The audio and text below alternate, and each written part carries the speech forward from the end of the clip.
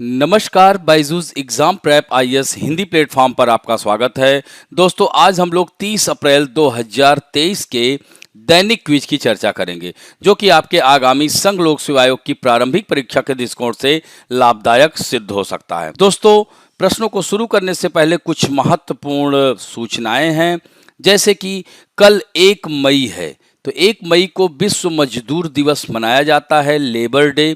दोस्तों, कल के दिन हम लोग दैनिक क्विज जारी करेंगे, लेकिन 2 मई को दैनिक क्विज जारी नहीं होगा, क्योंकि कल की छुट्टी की वजह से 2 तारीख को समाचार पत्र प्रसारित नहीं किए जाएंगे, जिसकी वजह से यह प्रसारित नहीं किया जाएगा। तो यह बात ध्यान रखिएगा। और दोस्तों, इससे बाद महत्वपूर्ण सूचना यह है कि टारगेट प्रीलिम 2023 के लिए हमारा जो क्रैश कोर्स चल रहा है, जिसमें हम लोग इन्वायरमेंट एंड इकोलॉजी कर चुके हैं, साथ साथ पॉलिटी भी हो गया है, 2 महत्वपूर्ण विषय।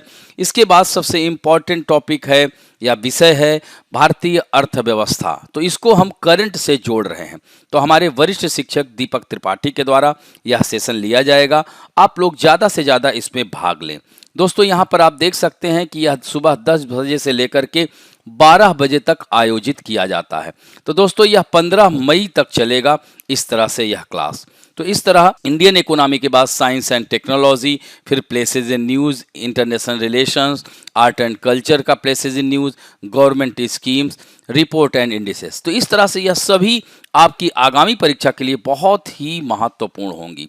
और दोस्तों, अभी तक हमारे इस चैनल को अगर आपने सब्सक्राइब नहीं किया है, तो प्लीज़ इसे सब्सक्राइब करें, अपने दोस्तों को भी बताएं जो कि इसका लाभ ले सकें। अब आइए पहले प्रश्न की ओर चलते हैं। पेंटेड स्टार्क, जिसे चित्रित सारस कहते हैं, के संबंध में निम्नलिखित कथनों में से कौन सा से सही है?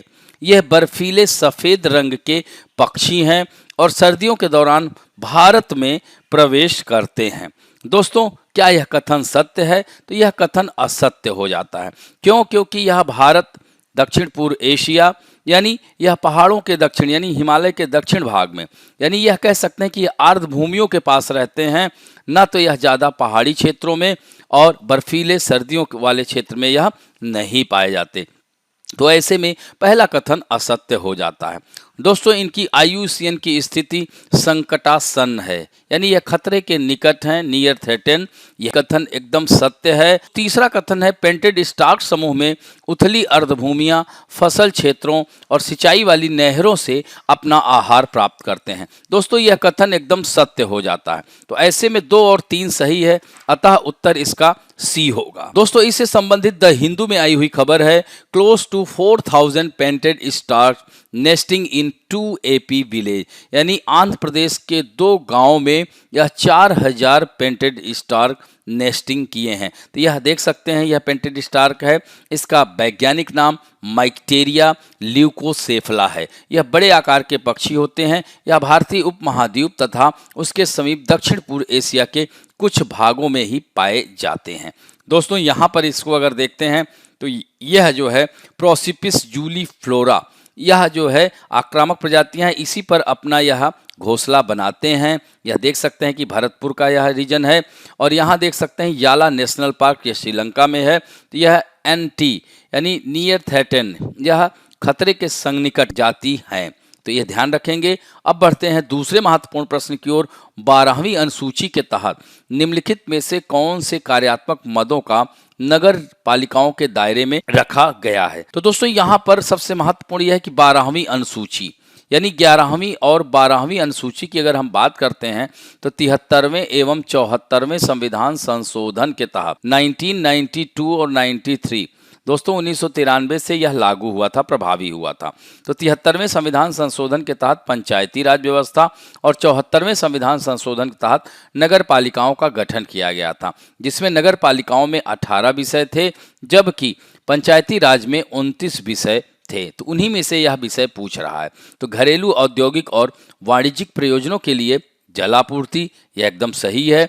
सार्वजनिक स्वास्थ्य, स्वच्छता संरक्षण और ठोस अपशिष्ट प्रबंधन, ये भी ठीक है। मलिन बस्तियों का सुधार एवं उन्नयन, यह भी ठीक है। तो यह 1 2 3 होगा। इसमें लघु सिंचाई, जल प्रबंधन और जलभृत विकास पशुपालन, डेयरी और मुर्गी पालन, यह पंचायत का विषय है। तो ऐसे में 1, 2 और 3 सही होगा, अतः उत्तर इसका ए होगा। तो यहाँ पर देख सकते हैं इससे संबंधित द हिंदू में आई हुई खबर है, NGT disappointed over delay in removal of burnt waste from Brahmapuram yard. दोस्तों इससे संबंधित थोड़ा सा और भी जानकारी जो 12th शेड्यूल में दिया गया है इंडियन कॉन्स्टिट्यूशन 74वें संविधान संशोधन के तहत 1992, तो इट हैज़ 18 मैटर्स। तो यहाँ पर आप देख सकते हैं ये सारे मैटर्स दिए गए हैं। Urban planning including town planning इसी के अंतर्गत आएगा, रोड एंड ब्रिजेज इसी के अंतर्गत आएगा, urban poverty elevation, slum improvement of upgradation. इसी तरह से पंचायती राज व्यवस्था में आप देख सकते हैं एग्रीकल्चर इंक्लूडिंग एग्रीकल्चर एक्सटेंशन, यहाँ पर fisheries, social forestry and farm forestry. तो इस लिस्ट को आप लोग जरूर देखिएगा। अब बढ़ते हैं तीसरे महत्वपूर्ण प्रश्न की ओर। स्वापक औषधि और मनः प्रभावी पदार्थ अधिनियम के संबंध में निम्नलिखित कथनों में से कौन सा से सही है? दोस्तों नशीले दवाओं के सेवन या कम मात्रा में नशीली दवाओं के उपभोग से जुड़े अपराधों के अपराधी व्यसनी यानी एडिक्ट्स कहा जाता है अभियोजन से मुक्त होंगे यदि वे नशा मुक्ति के लिए स्वयं प्रयास करेंगे।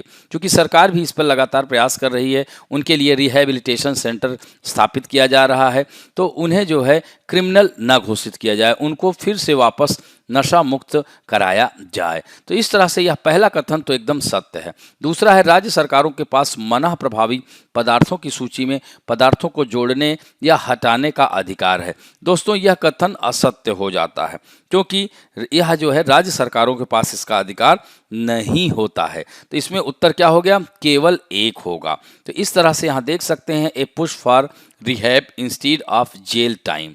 तो दोस्तों यहाँ पर देख सकते हैं हमारे संविधान में द सेंट्रल गवर्नमेंट के पास पावर होता है कोई भी कार्य करने का, ना कि राज्य सरकार के पास। तो यहाँ पर आप देख सकते हैं जैसे दिया गया है, यह कुछ ड्रग हैं जो कि स्मॉल क्वांटिटी में यूज किया जा सकता है कमर्शियल क्वांटिटी के लिए, तो इसे भी आप लोग जरूर देखिएगा। तो राज्य सरकारों के पास मनः प्रभाव पदार्थों की सूची में पदार्थों को जोड़ने या हटाने का अधिकार अगर देखा जाए तो यह जो है केंद्र सरकार के पास होता है, ना कि राज्य सरकार। तो ये भी, और दोस्तों इसके साथ साथ यहाँ पर आप देख सकते हैं इम्यूनिटीज फॉर ड्रग ऑफेंसेस, यानी ये यहाँ पर देख सकते हैं कि सेक्शन 69 दिया है, सेक्शन 64A दिया है, सेक्शन 64 और इस तरह से जुवेनाइल ऑफेंडर्स के लिए बिलो 18 ईयर्स के लिए यहाँ पर आप देख सकते हैं care and protection of children act 2000 and immunities to diplomat as applicable. तो यह भी पॉइंट्स हैं, इन्हें जरूर देखिएगा। अब बढ़ते हैं चौथे प्रश्न की ओर। मुद्रास्फीति को नियंत्रित करने के लिए निम्नलिखित में से कौन से उपाय किए जा सकते हैं? दोस्तों सबसे महत्वपूर्ण है कि मुद्रास्फीति होती क्या है। तो मुद्रास्फीति जिसे इन्फ्लेशन या महंगाई किसी अर्थव्यवस्था में समय के साथ विभिन्न माल और सेवाओं की कीमतों में होने वाली एक सामान्य बढ़ोतरी को कहा जाता है। जब सामान्य मूल्य बढ़ते हैं तब मुद्रा की हर इकाई की क्रय शक्ति में कमी होती है, अर्थात पैसे की किसी मात्रा से पहले जितनी माल या सेवाओं की मात्रा आती थी उसमें कमी हो जाती है। मुद्रास्फीति के ऊंचे दर या अपस्फीति की स्थिति जनता के लिए बहुत ही हानिकारक होती है और निर्धनता फैलने का कार्य करती है। तो दोस्तों यहाँ पर बात की जा रही है कि इस मुद्रास्फीति को नियंत्रित करने के उपाय क्या हैं। तो दोस्तों इसके मौद्रिक उपाय भी हैं, राजकोषीय उपाय भी हैं और अन्य उपाय भी हैं। तो यहाँ पर आप देख सकते हैं जैसे संकुचनकारी मौद्रिक नीति, तो यह एकदम सही है। प्रत्यक्ष करों में वृद्धि की जानी चाहिए, ये भी एकदम सही है। निर्यात में प्रतिबंध लगाया जाना चाहिए। तो दोस्तों मुद्रा की मात्रा में नियंत्रण करना आवश्यक होता है, यानी मुद्रा की मात्रा को नियंत्रित करके मुद्रास्फीति पर काबू पाया जा सकता है। इसी तरह से साख नियंत्रण, यानी बढ़ती हुई कीमतों पर काबू पाने के लिए केंद्रीय बैंक साख को नियंत्रित कर सकती है। इसी तरह से विमुद्रीकरण भी किया जा सकता है। अगर मुद्रास्फीति पर नियंत्रण कर पाना संभव न हो तो सरकार विमुद्रीकरण का भी सहारा ले सकती है। और राजकोषीय उपायों में जैसे सार्वजनिक व्ययों में कमी किया जा सकता है, करों में वृद्धि, घाटे की वित्त व्यवस्था में कमी किया जा सकता है और अन्य उपायों में उत्पादन में वृद्धि, बचत को प्रोत्साहन देकर कीमत नियंत्रण तथा राशन व्यवस्था, इन सब कार्यों के करने से मुद्रास्फीति नियंत्रित हो सकती है। तो ऐसे में उत्तर क्या हो गया? इसका डी हो गया। दोस्तों यहाँ पर देख सकते हैं इंडियन एक्सप्रेस में आई हुई खबर है, इसको अर्थव्यवस्था से जोड़ सकते हैं। और 2011 में आए हुए प्रश्न की ओर चलते हैं। पांचवा प्रश्न, निम्नलिखित पर विचार कीजिए। कार्बन डाइऑक्साइड नाइट्रोजन के ऑक्साइड, सल्फर के ऑक्साइड। उपयुक्त में से कौन सा से उत्सर्जन ऊष्मीय शक्ति संयंत्रों में कोयला दहन से उत्सर्जित होता है? तो यहाँ पर दिया है कार्बन डाइऑक्साइड, यह होता है, नाइट्रोजन के ऑक्साइड ये भी होता है, और सल्फर के ऑक्साइड, यानी उत्तर इसका क्या होगा? डी होगा। यानी तापीय ऊर्जा संयंत्रों में कोयले दहन से CO2 का उत्सर्जन होता है। कार्बन डाइऑक्साइड के साथ सल्फर डाइऑक्साइड और नाइट्रोजन डाइऑक्साइड भी गैसीय उत्सर्जन हैं, जो ग्लोबल वार्मिंग और एसिड अम्ल वर्षा के लिए जिम्मेदार हैं, और इन उत्सर्जन का निर्माण दहन प्रक्रिया के कारण होता है, जब कोयले की गर्मी पैदा करने के लिए जलाया जाता है। हालांकि उत्सर्जन कोयले की मात्रा और कोयले में मौजूद सल्फर की मात्रा पर निर्भर करता है। तो इस तरह से इसका उत्तर क्या होगा? डी होगा। अब बढ़ते हैं दोस्तों आज के फैक्ट ऑफ द डे में। हम बात करेंगे महिला सम्मान बचत प्रमाण पत्र। तो यहाँ पर देख सकते हैं PIB में आई हुई खबर है कि PM urges women to enrol for Mahila Samman saving certificate. तो दोस्तों महिला सम्मान बचत प्रमाण पत्र, यह योजना जिसे वित्त मंत्री श्रीमती निर्मला सीतारमण द्वारा पेश किया गया था, कब? 2023-24 के बजट में। तो केंद्रीय बजट में निर्मला सीतारमण के द्वारा यह वित्तीय समावेशन को बढ़ावा देने के लिए महिलाओं और लड़कियों को सशक्त बनाना है, इसका उद्देश्य है।